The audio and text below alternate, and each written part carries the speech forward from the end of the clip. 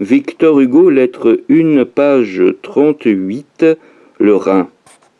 En 1814, au contraire, le conscrit luttait contre l'étranger, contre l'ennemi, pour des choses claires et simples, pour lui-même, pour tous, pour son père, sa mère et ses sœurs, pour la charrue qu'il venait de quitter, pour le toit de chaume qui fumait là-bas, pour la terre qu'il avait sous les clous de ses souliers, pour la patrie saignante et vivante.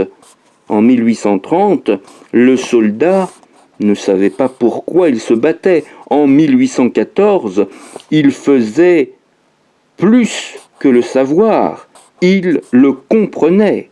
Il faisait plus que le comprendre, il le sentait. Il faisait plus que le sentir, il le voyait. 3 choses m'ont intéressé à Meaux. Un délicieux petit portail de la Renaissance, accolé à une vieille église démantelée, à droite en entrant dans la ville, puis la cathédrale, puis, derrière la cathédrale, un bon vieux logis de pierre de taille, à demi fortifié, flanqué de grandes tourelles engagées. Il y avait une cour. Je suis entré bravement dans la cour, quoique j'y eusse avisé une vieille femme qui tricotait. Mais la bonne dame m'a laissé faire. J'y voulais étudier un fort bel escalier extérieur, dallé de pierre et charpenté de bois, qui monte à la vieille maison, appuie sur 2 arches, surbaissées et couvert d'un toit auvent à arcades en anse de panier. Le temps m'a manqué pour le dessiner. Page 39. Je le regrette. C'est le premier escalier de ce genre que j'ai vu. Il m'a paru être du XVe siècle. La cathédrale est une noble église commencée au XIVe siècle et continuée au XVe.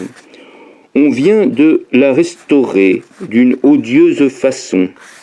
Elle n'est d'ailleurs pas finie. De ces 2 tours projetées par l'architecte, une seulement est bâtie. L'autre, qui a été ébauchée, cache son moignon sous un appareil d'ardoise. La porte du milieu et celle de droite sont du XIVe siècle. Celle de gauche est du XVe.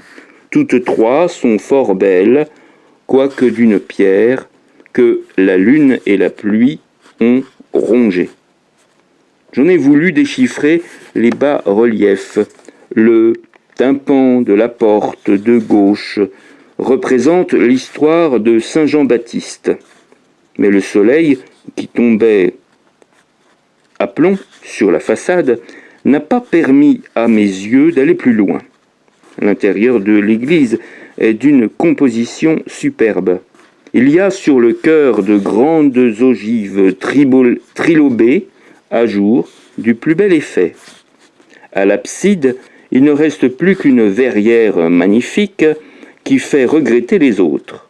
On repose en ce moment, à l'entrée du chœur, 2 autels en ravissante menuiserie du XVe siècle, mais on barbouille cela de peinture à l'huile, couleur bois.